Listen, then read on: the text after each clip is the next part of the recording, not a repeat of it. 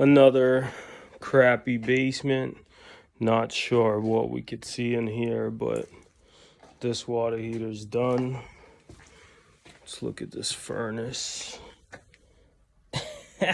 That thing's done. It's so dark in here. I can't see shit. At least there is gas down here, right? The house itself upstairs seems like it's settled a lot, but you know, you probably could jack it up gently and get it somewhat leveled, and then after that you should be able to have it fairly leveled on the first floor. Gas, fieldstone foundation, brick on top. This thing is old school.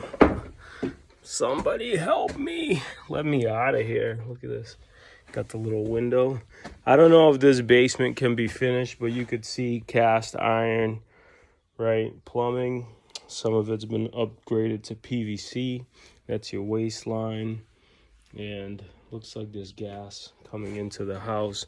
Those furnaces have to be fixed. The water heaters have to be changed. The roof has to be done. And you gotta re-support some of this flooring. But some of the plumbing's been updated, so you know there's always work to do. But I don't know if this is for me. But I'm always looking to buy any properties that are nice or have the potential to be renovated. The only thing about it is, like, you don't want to buy all of them. And what the hell is that above my head?